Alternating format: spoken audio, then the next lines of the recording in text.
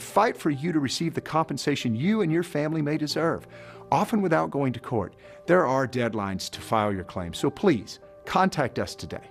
For a free information kit or call 800-513-2603 or go to mezokit.com.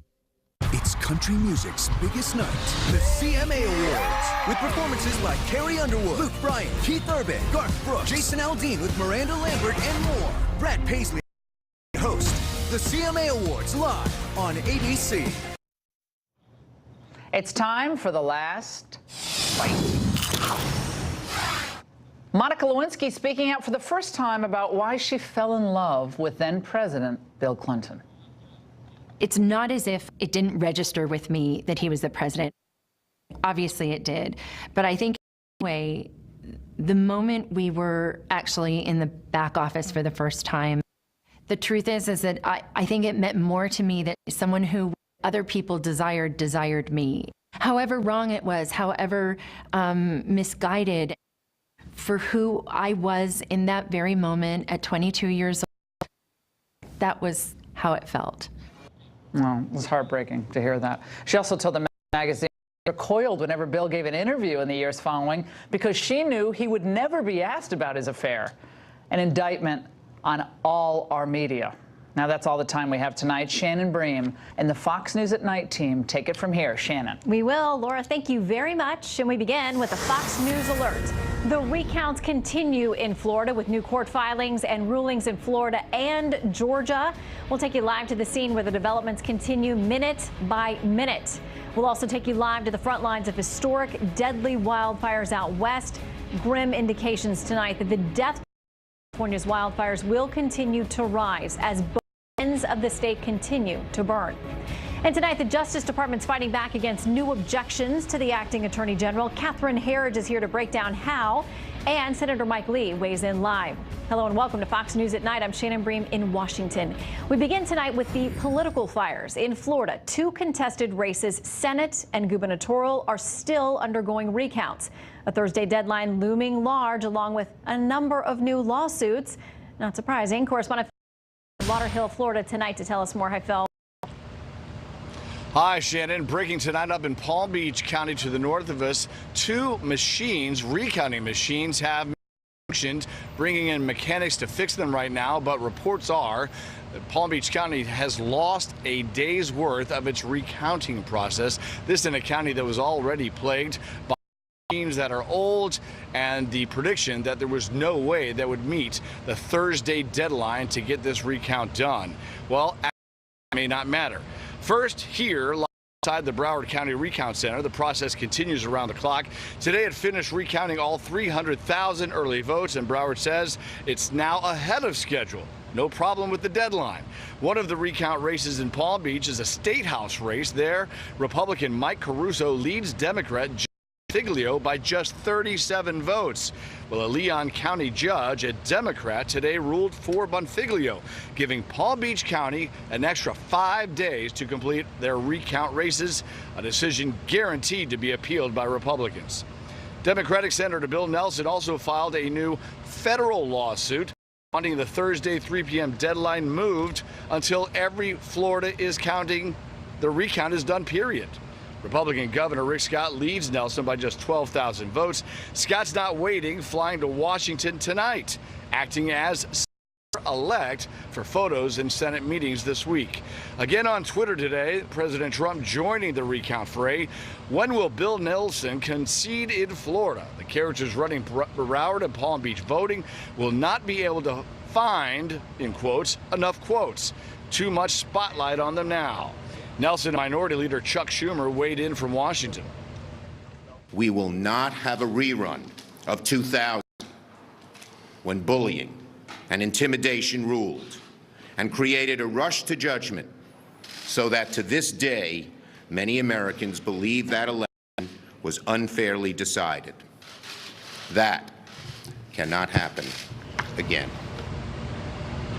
Florida's governor's race is also under a recount. Republican former Congressman Ron DeSantis, a Trump endorsee, leads Tallahassee's mayor by about 33,000 votes and is expected to win on Thursday afternoon. And inside Broward, counting room, maligned elections chief Brenda Snipes spoke on what he demands that she resign. You know, all the emphasis, all the focus is on me. A great staff who takes on any task, and their job is to get it done. So regardless to whether I'm here or someone else is here, there is an excellent foundation to this office that it really won't matter.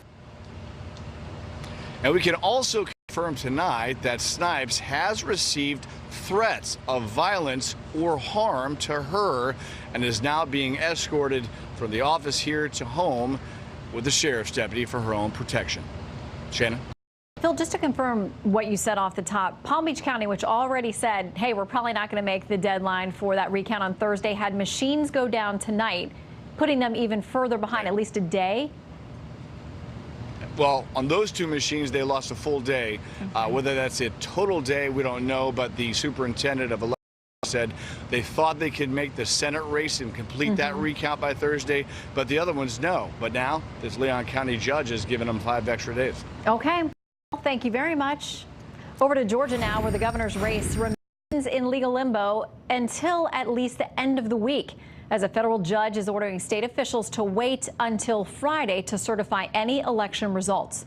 The judge is also ordering steps to preserve some provisional ballots that are being. Republican candidate Brian Kemp is leading Democrat Stacey Abrams by more than 60,000 votes. Abrams is trying to keep Kemp under 50%. He's above that right now. If that happens, it would force a December 4th runoff. Well, First Lady Melania Trump says Deputy National Security Advisor Mira Ricardo should be dismissed from her post.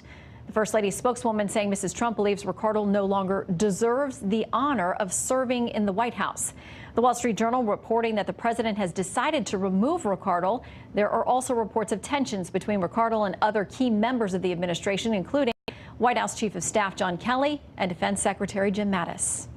Fresh off a strained gathering of world leaders with President Trump, German Chancellor Angela Merkel is joining her French counterpart Emmanuel Macron in calls for creating a European army.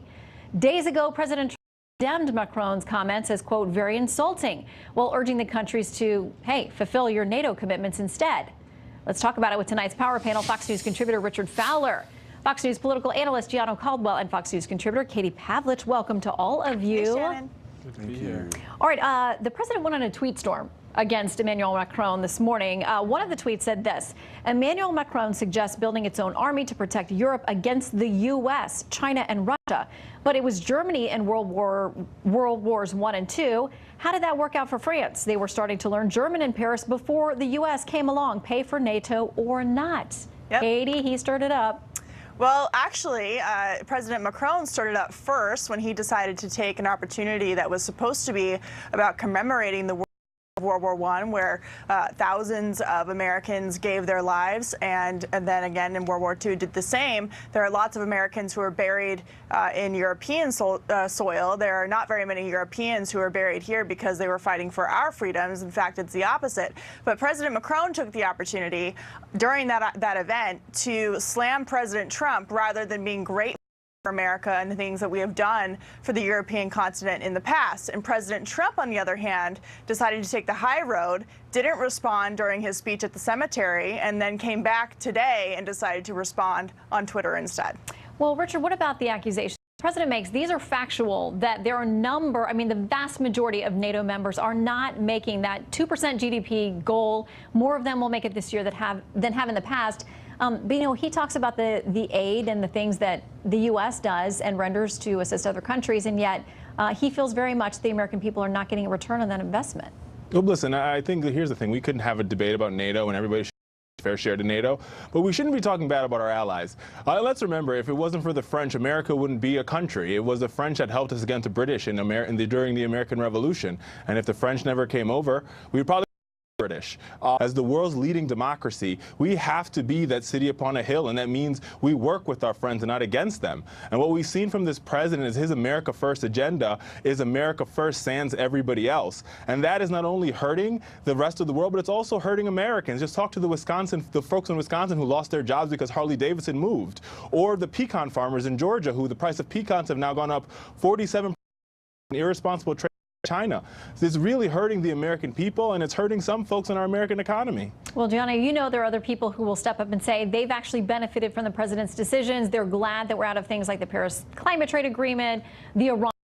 I mean, other things they thought there were entanglements the U.S. did not wisely enter on the international stage. And I'm actually quite honestly surprised to hear that Richard disagreed with President Obama, who said that some of our European allies were free riders for the same reason that President Trump has mentioned that they have not paid their fair share.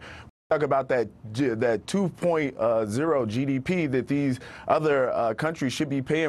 Rule established in 2006, we see that 1.18% of them, that's the medium of those that actually contribute. The U.S. at 3.7% GDP for defense. So, yeah, I find it very interesting at this particular time that the French president is using these moments to ratchet up this particular rhetoric. I know is targeted to President Trump, when President Trump in actuality was voted into office because of his American First policies. So this is a very different dynamic, and one that the French president should really back on. It seems like their bromance has taken a hit. I'm not going to lie. They were very tight and friendly early on, but it seems like maybe there's been a split for now. But I want to make sure I get all of you to weigh in, too, on another big story. Amazon has awarded its headquarters split between Northern Virginia, here just outside of D.C., New York, and another distribution center in Tennessee. This is a look at some of the benefits that it got from those local, areas that were courting them. In New York, $1.5 billion in direct subsidies for Amazon. Virginia, $573 million. Subsidies, also $195 million in infrastructure investments. We think they're fixing up metro stations, and we're all for that. The city of Arlington, $23 million in cash granted over 15 years. Now the was the youngest ever elected Congress. Democrat Alexandria Ocasio-Cortez says this: Amazon is a billion-dollar company. The idea that it will receive hundreds of millions of dollars in tax breaks at a time when our subway, meaning New York, is crumbling and our communities need more investment, not less, it's extremely concerning to the residents here. Katie. Well, she's right about the fact that Amazon shouldn't be getting $1 billion in subsidies, because that is crony capitalism. She is wrong about the idea that because Amazon is getting these tax breaks, that's the reason why the subway system is crumbling. The subway in general in America is crumbling because governments aren't managing the money that has been put towards infrastructure properly. For example, in New York, they just spent $1 billion in something like 1 mile of subway track because they're overpaying union contractors, not getting things done on time, extending these contracts without actually having results. And so I agree with her that we shouldn't be engaging in crony capitalism and giving these companies tax breaks on behalf of taxpayers in these states. But I would say that the tax money that these governments are getting for infrastructure has been misused and abused, which is why we're in the situation that we are today. All right, Gianna and Richard, I want to get you both in here before we go. So, Richard, we'll start with you. Well, I agree with Katie on the crony capitalism. I think that the ideal that, Amazon millions and millions of dollars on the backs of taxpayers to build their new corporations is one thing. But here's the thing. I do think that we do need to invest in our greatest resource, which is our people, which means getting our people to and from work safely, and getting our people affordable housing. Easiest ways and the best ways to grow the economy, and beyond that, it's one of the best ways to prime pump industry, right? When you have a working transportation system in a city, you not only grow business, but you also empower the people. Gianna? Yeah, I'm against corporate welfare just like our other two colleagues, but it's up to the city, the government, to reject those particular offers. They're buying into it for whatever reason in which they choose. In addition to that, we talk about the moving of the headquarters, or at least adding a second headquarters into D.C. We know exactly where it's coming from. We got the CEO of Amazon, who really wants to control the policy in D.C. when it comes to not transportation, but technology, and who spent about $14 million in lobbying fees. This guy, he really wants to put the middle finger up, if you to what's going on with him and Trump, his pending wars in between. Yeah, and there are folks there who think that Jeff Bezos, who also owns the Washington Post, is doing this just to get under the president's skin. We'll see. In the meantime, it is supposed to equate to at least 50,000 new jobs split among those areas. Power panel, thank you very much. Thanks, Good Shannon. to see you. Good to see you, Shannon. Thank you. 5 days after nearly wiping one Northern California town completely off the map, the first victims of California's Camp Fire are being identified. And tonight, search operations are ramping up. About 130,000 acres have been burned. The fire is now just 35% contained. Correspondent Claudia Cowan is live in Paradise, California tonight. Good evening, Claudia. Good evening, Shannon. New figures out tonight, and once again, the death toll has risen. Crews found the 6 more victims here today, all found in homes here in Paradise. And to ramp up the search for any more victims, the Butte County Sheriff and Coroner is calling in the National Guard. Today we put in another order for 100 National Guard troops. They will work in conjunction with all of the other assets or resources that we have who are searching for human remains. We've ordered those National Guard troops because we want to be able to cover ground as quickly as we possibly can. Then we can be reasonably sure that we have searched the area for human remains. I want to tell you, though, this is a very, very difficult process. And there is certainly the unfortunate possibility that even after we've searched the area, once people get back in there, it's possible that human remains could be found.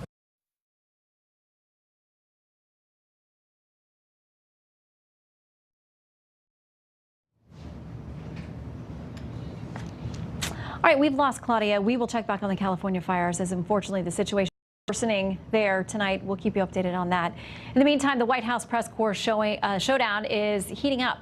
CNN filing a lawsuit following the White House's decision to suspend reporter Jim Acosta's hard pass after a microphone scuffle with a White House intern. So what's at stake for the president? Here's Fox News media analyst Howard Kurtz.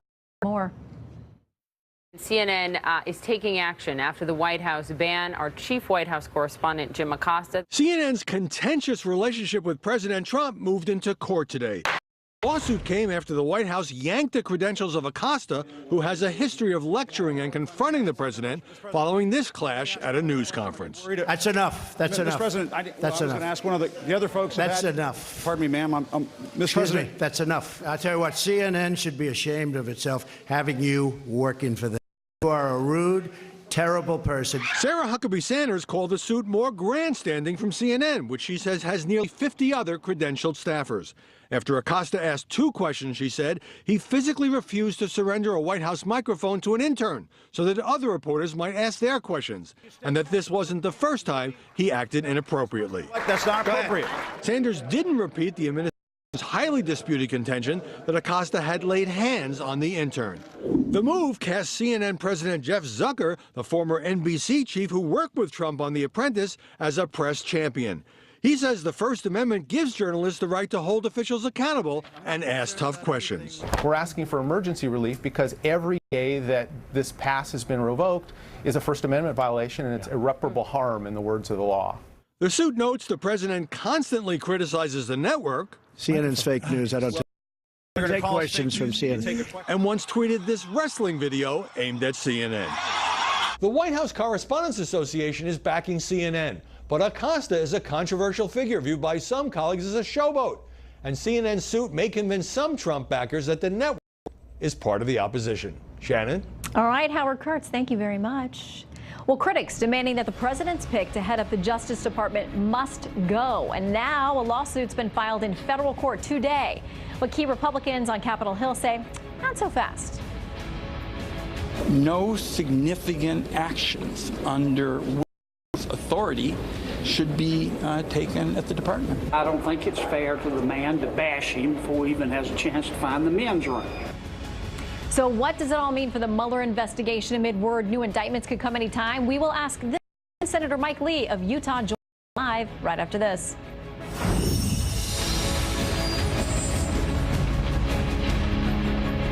Reclaim your life from chronic pain with Quell 2.0.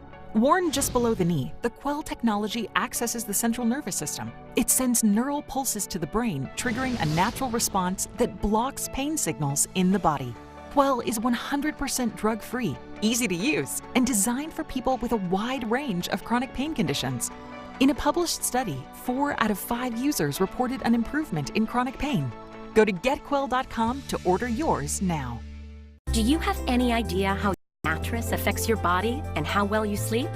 Is it too hard or too soft, causing you to wake up with sore shoulders, back, or hips? Are you uncomfortable because you're too hot or too cold? Now you can get the total body support you need and the better sleep you want with the new MyPillow mattress topper. Hello, I'm Mike Lindell. When I invented my new MyPillow mattress topper, I made it to have everything you'd ever want in a topper. My mattress topper helps give you the support you need, helps relieve your pressure points, and regulates your body temperature for you as an individual. It comes with a 10-year temperature for you as an individual. It comes with a 10-year warranty. You can wash and dry the cover. It's made in the USA, and I back it with my 60-day money-back guarantee. Go to MyPillow.com or call now to get your very own MyPillow mattress topper. Use the promo code and Mike will give you 30% off and 2 standard MyPillows absolutely free. Order now. MyPillow topper delivers on its promise to give me a better night's sleep. I can sleep all night through, and it's a miracle for me. Mike's exclusive 3-layer design starts with a layer of MyPillow foam, providing you superior support and comfort. The second layer of transitional foam evenly distributes body weight and helps relieve uncomfortable pressure points for optimal comfort. Mike's ultra soft outer layer is a patented temperature-regulating cover that helps keep you at your ideal sleeping temperature all night long. Unlike other sleep systems costing thousands, the MyPillow mattress topper takes comfort to a whole new level without any wires, remotes, or moving parts. Go to MyPillow.com to order your MyPillow topper. Use the promo code to save 30%. When you do, Mike will give you 2 of his standard MyPillows absolutely free. That's right, 2 standard MyPillows free and 30% off your MyPillow topper today. Order now. I personally guarantee it's going to change your bed into the most comfortable bed you'll ever own. For the best night's sleep in the whole world, visit MyPillow.com. It's Wednesdays with Waters. It's just crazy. Very uncivilized. Jesse and Martha cover the biggest headlines. Don't miss the story. Are you over 50? Would you like to get up to 33% more income in retirement? Then call now for this free book, Annuity Do's and Don'ts for Baby Boomers, from a leading financial firm on maximizing your income in retirement. That's right, free. This free book reveals little-known secrets about annuity strategies in simple, understand terms that will help you make the right choices before buying an annuity. And it's free. Call right now for your free book. And as a bonus, we'll also throw in a free annuity rate report. We researched over 1,200 annuities and summarized the rates and benefits of annuities from financially strong insurers. That's Annuity Do's and Don'ts for Baby Boomers and a free annuity rate report, both absolutely free, for calling Annuity General today. Supplies are limited. Call now. Call 800-774-3956. 800-774-3956. Tonight, new objections and questions about the legitimacy of President Trump's new acting attorney general. Here's Chief Intelligence Correspondent Catherine Herridge with the pressure creeping up on Matt Whitaker. The state of Maryland is challenging Matt Whitaker's appointment as acting attorney general. The legal challenge comes as part of an existing Obamacare-related lawsuit. Quote, the appointment of Whitaker as acting attorney general instead of Deputy Attorney General Rosenstein violates the Attorney General Succession Act, as well as the Appointments Clause of the Constitution. Analysts are divided over whether President Trump has the authority to appoint Whitaker as a principal officer who is not Senate confirmed. Yes, within certain limits. However, the question is whether he also qualifies under the Constitution, and that's a much closer call. If the Justice Department is going to take action that affects Maryland, it will be done in a constitutionally proper way. They don't get to pick who the Attorney General is. No question. The President and the Department of Justice leadership has confidence in Matt Whitaker. The administration, the appointment is proper. He has a full and legal authority under the Vacancy Reform Act of 1998, where if it's someone that's been a senior official, as well as has been there for more than 90 days, could serve as acting attorney general. Returning to Capitol Hill, Democrats ramped up the attacks. No significant under Whitaker's authority should be taken at the department. The Judiciary Committee's ranking Democrat Dianne Feinstein called for emergency hearings with Whitaker, and former Attorney General Jeff Sessions. The committee's Republican chairman, who controls the calendar and knows Whitaker from Iowa politics, pointed to the ongoing Justice Department ethics review. Doesn't matter what the Democrats think. If he's going through that process, that's going to answer that question. Do you have any concerns about the comments that Whitaker has made about the Mueller probe, and also as long as he made him as a private citizen, no. Sources familiar with the process tell Fox News the Justice Department's Office of Legal Counsel plans to issue an opinion defending the Whitaker appointment and pushing back strongly against legal analysis that the appointment is unconstitutional. Sources said the opinion is expected in the coming days, possibly as early as tomorrow. Shannon? Catherine Herridge, thank you very much. Maryland's not the only jurisdiction looking to challenge Whitaker's appointment. San Francisco is also demanding the White House provide a legal basis for why the president bypassed Deputy Attorney General Rod Rosenstein. As we await an answer, joining me now is Republican Senator from Utah, Mike Lee, who sits on the Senate Judiciary Committee, where we can have a lot more action. I saw another round of nominations today, so that's not slowing down. It's going to be great. We're looking forward to pushing ahead, getting the president's people confirmed, getting more federal judges confirmed. The left's worst nightmare. Senator Feinstein has said that there's been a record-breaking pace by this administration, and she didn't mean that as a compliment, but we know that's part of the work you will continue to do. But I take it as such. It's a real compliment, and I appreciate it from Senator Feinstein. All right. I want to ask you quickly, because I know I consider you a constitutional scholar in many ways, and this idea of Matt Whitaker, there are opinions all over the place from conservatives, the left, the right, about whether or not his appointment was legit. Have you reached a decision on that? The Office of Legal Counsel, as Catherine Herridge mentioned ago, is going to issue an opinion. This is going to carry significant weight. We've got some of the top legal minds in the entire U.S. government based in the Office of Legal Counsel. We expect an OLC opinion as soon as tomorrow. And I want to take a look at that. My understanding is they've got some very compelling arguments that need to be considered. In the meantime, there are those who already say they fear that he's going to be up to no good, including Congressman Adam Schiff. He says this: Whitaker, by the way, the title is Matthew Whitaker, we're watching you. Whitaker could seek access to the special counsel's plans, including grand jury testimony, and would be in a position not just to funnel information to Trump and his legal defense team, but use his authority to cripple or end the investigation. Of course, most of the objection about him is because of the position he has taken in the past with regard to Mueller's investigation. Yeah, look, the fact that people say this is what he could do, sure, there are all kinds of people in government who could abuse their power. The mere fact that he could shouldn't disqualify him in advance as a matter of moral character from serving in this position. So I don't really think that's a fair argument to make. Just because he could abuse government power, we shouldn't have to assume that he will. Okay, do you think that the special counsel needs, because the Democrats are talking about linking a measure guaranteeing him protection against being fired by the president or Matt Whitaker or someone else, to a must-pass spending bill? There's spending that's going to run out for key government by December 7th. What they're essentially arguing for is to replicate the previously existing independent counsel, one that operated as a sort of quasi-fourth branch of government. Congress made a conscious decision to allow that to expire and to not put that back in place. We have within the executive branch of government a chief executive officer that is the United States. I don't think it's a good idea to create a de facto fourth branch of government, which you would be doing if you replicated the old independent counsel framework. I want to talk to you about something that you've been very active on, which is this bipartisan push for reform to the justice system. We're hearing reports tonight that the president may have something to say about this tomorrow. You may have been able to gain his support. You know, you have objections from even colleagues that are GOP colleagues like Tom Cotton saying this is a bad idea. It's a jailbreak situation. What can you tell us about where you stand right now? Over the last 8 years, ever since I've been in the Senate, I've been working aggressively across the aisle to come up with a criminal justice reform package that could pass the U.S. Congress and be signed into law by the president. I think we're coming very close. We've got an opportunity to reform a federal criminal justice system that's in need of repair. Sometimes you end up with a 55-year prison sentence for some 3 dime bag quantities of marijuana.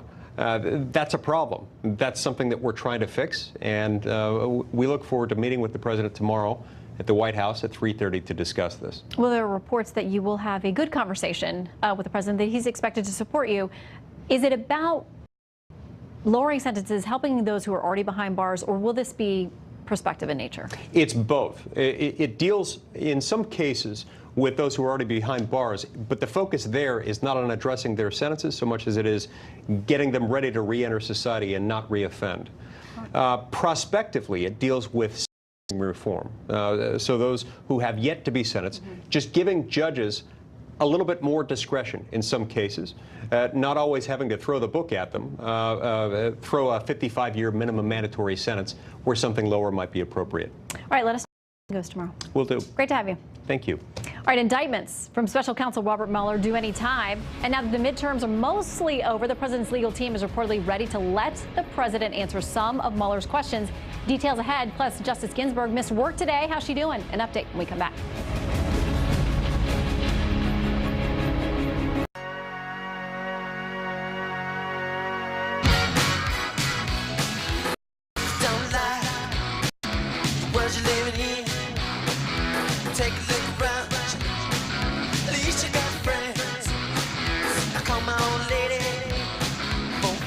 The new Capital One Saver Card. Earn 4% cash back on dining and 4% on entertainment. Now when you go out, cash in. What's in your wallet? I have my Rescue Connect. You have yours? Do you trust old technology like this to monitor the health of your parents? I don't. Hi, I'm Greg Jubara. That's why I got my mom the Rescue Connect. You see, I'm always traveling, and my mom lives in Michigan. And now, we're always connected. Rescue Connect works everywhere you have cell coverage. Place it on your wrist, just like a watch. And now, everyone's connected. It detects falls, has two-way cellular calling, a GPS locating device, has a medication reminder, and it's even waterproof. And with the Rescue Connect app, I can check on mom anytime. In the event of an emergency, simply tap the alert button. Help. You'll faint. Your loved ones and the certified monitors at Rescue are notified, and within moments, help will be on its way. Don't worry, I'm right here with you until help arrives. For better outcomes, stay connected with Rescue Connect. My mother is 94 years old. She lives alone and she enjoys being independent and wants to stay independent. With Rescue Connect, we actually have peace of mind knowing that somebody is with her all the time. Rescue Connect gives me peace of mind because I have 24/7 protection in my home, which is where I want to be. I have my Rescue Connect. Do you have yours? Rescue Connect alerts your family and friends via text when emergencies occur. It sends emergency alert notifications, detects falls, has a GPS locator, and does so much more. Other old-fashioned hardware and expensive smartwatches can cost over $500 plus monitoring fees. Rescue Connect is less than half that. Plus, use the code to get 3 free months of monitoring. Visit resq.com or call the number on your screen to order now. I have mine. Do you have yours? Don't forget, get your Rescue Connect today. The sheet reinvented, ridiculously soft. Chic's Performance Sheets, delivering the ultimate deep sleep experience. If technical fabrics can improve athletic performance, why can't we apply that same concept to sheets? Traditional cotton sheets trap in moisture, but Chic's patented fabrics transfer heat 2 times more effectively, breathe nearly 50% better, and wick moisture. You sweat a little bit every single night, and Chic's will help keep you cool. Chic's are wrinkle-free, have stay-fit corners, and best of all, Chic's feel ridiculously soft. They're so much softer than any other sheet I've ever had. Every time you climb into bed, you'll experience the Chic's sensation. Go to trychic's.com now to order your Chic's Performance Sheet set. You'll get 25% off when you use the promo code on your screen, plus 2 additional pillowcases at no cost. Act now to get free shipping. Sleep on Chic's for 30 nights, and if you're not satisfied, we'll give you a full refund. Go online and see how Chic's deliver the ultimate deep sleep experience. Wednesday. Feel the music. Live the CMA Awards. Luke Bryan and country's hottest new artists kick off the night with performances by Carrie Underwood, Keith Urban, Kenny Chesney, Garth Brooks. The greatest music ever. Country music. Plus, can't miss duets by Jason Aldean with Miranda Lambert, Florida Georgia Line with BB Rexa.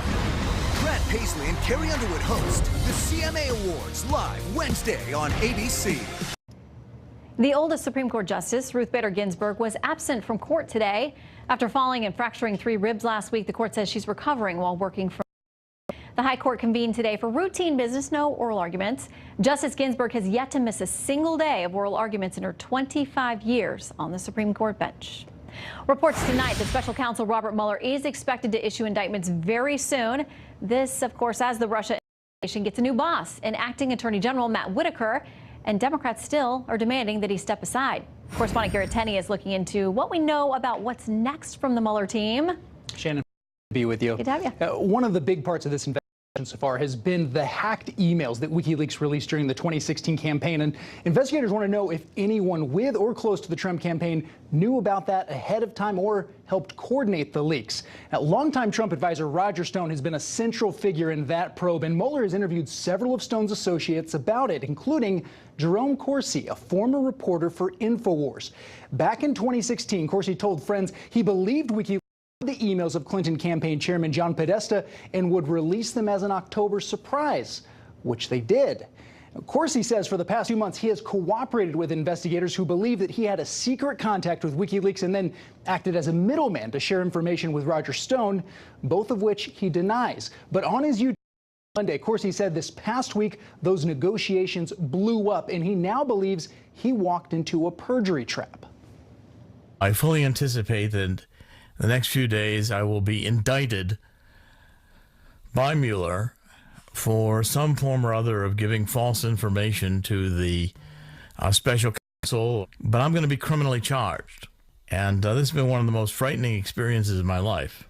Sources close to the president's legal team tell Fox News the special counsel's probe is, quote, winding down, and that the WikiLeaks issue is one of the final pieces. If that's true, legal expert Jonathan Turley says there is a lot of pressure on Mueller to find evidence of direct collusion or coordination rather than simply charges of perjury. If the culmination of this investigation will be someone like Stone or Corsi, it looks like you're running around shooting the wounded. I mean, there still isn't a clear there in terms of a central figure doing some substantive act. There's also been a lot of pressure coming from Democrats for acting Attorney General Matt Whitaker to recuse himself from overseeing the Russia investigation. The Justice Department tells us Whitaker is now consulting with DOJ ethics officials to see if he should take that step. Shannon? All right, Garrett Tenney, thank you very much for the update. All right, our own Catherine Harris reporting tonight that President Trump's legal team is close to finalizing and submitting written answers to questions from special counsel Robert Mueller. Could happen by the end of this week. So let's bring in tonight's Legal Eagles to talk about that and more. Both former Deputy Assistant Attorneys General Harry Littman and John Yoo. Welcome, gentlemen. Hi. Hi, Shannon. Okay, so let's start with this news tonight that these written questions could be in by the end of the week. There's been so much back and forth for months over this. Reuters reporting this. It says the questions from special counsel Robert Mueller that Trump is preparing to answer relate only to Moscow's involvement in the election and not to whether Trump may have tried to obstruct the Russia investigation, according to a source. Harry?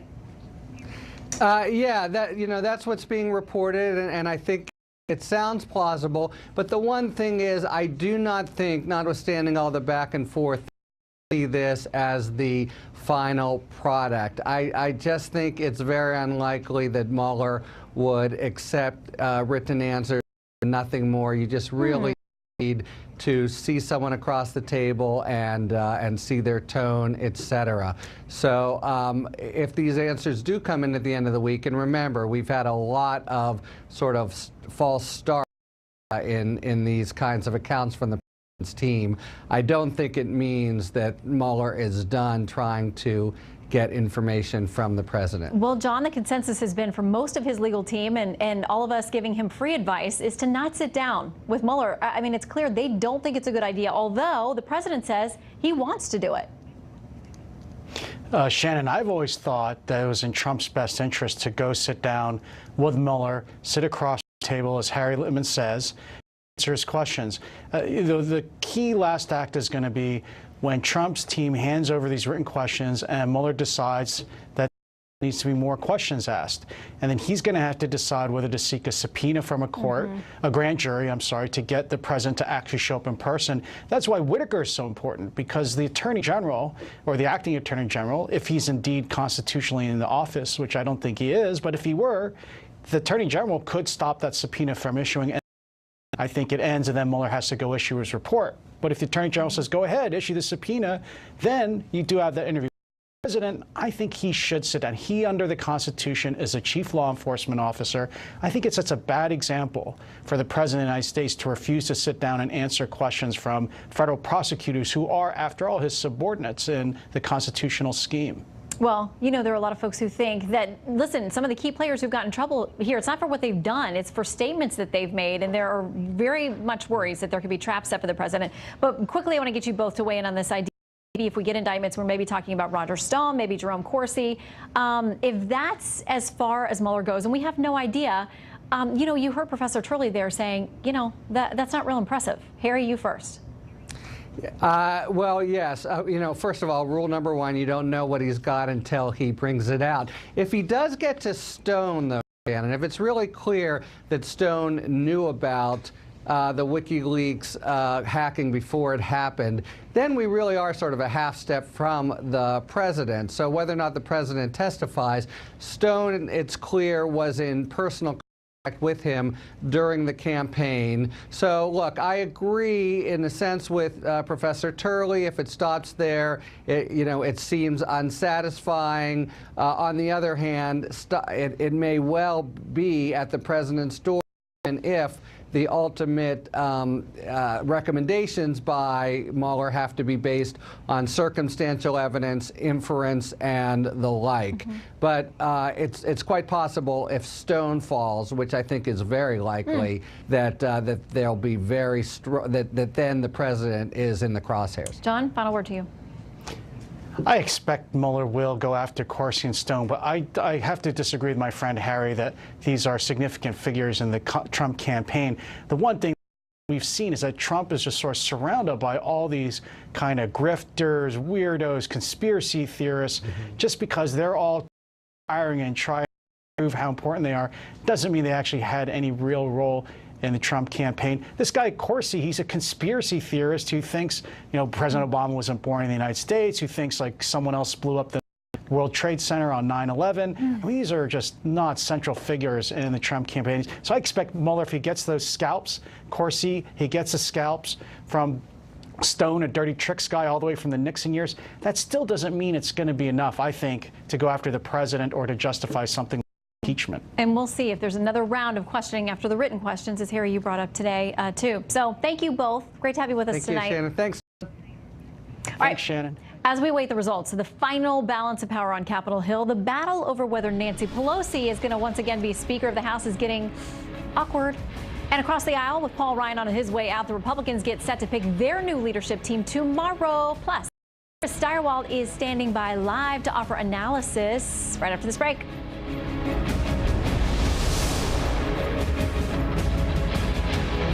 This is turkey in a vat of boiling oil.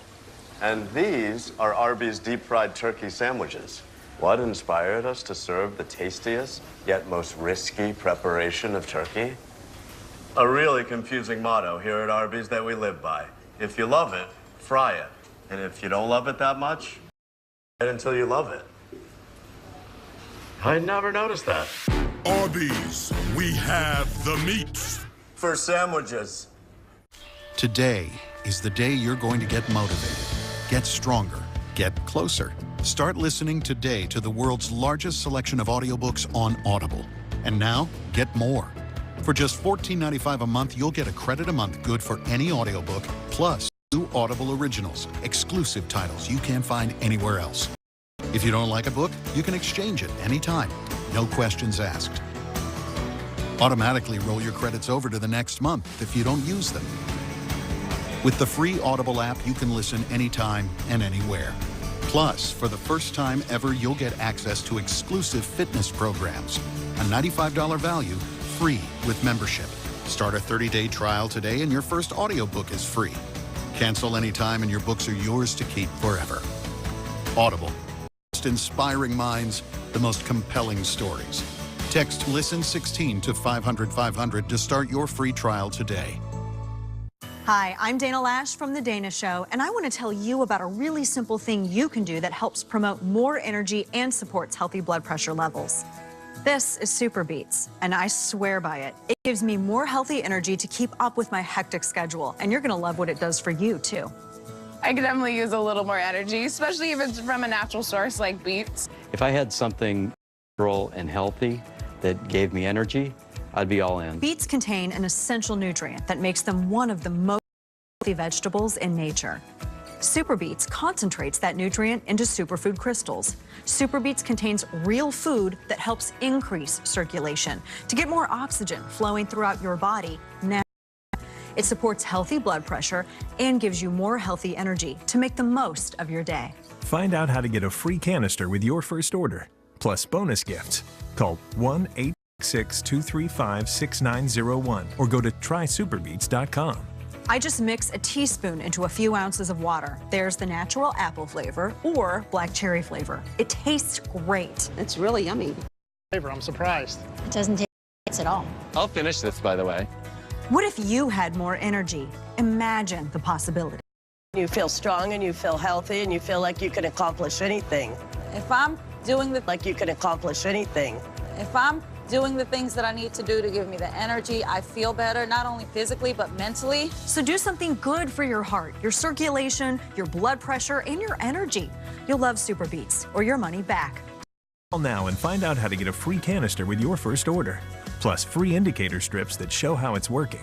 And shipping is free too. This Super Beets offer isn't available in stores, so call or go online right now. Super Beets from Human. Order your Super Beets today. Call 1-866-235-6901 or visit trysuperbeets.com. Just hours from now, Republicans in the House and Senate will elect their new leaders for the upcoming congressional term. Trace Gallagher is here to break down the key players we should be watching. Hi, Trace. Hi, Shannon. Now, there's not many cliffhangers in the GOP leadership shuffle, but there is a bit of drama in the battle for House Minority Leader, where California Congressman current Majority Leader Kevin McCarthy is up against Ohio Congressman Jim Jordan. The winner only needs a majority, or in this case, 101 votes, and analysts say that should be an easy task for Kevin McCarthy. New York Congressman Chris Collins thinks McCarthy is the one to fight the good fight against Nancy Pelosi. Listen.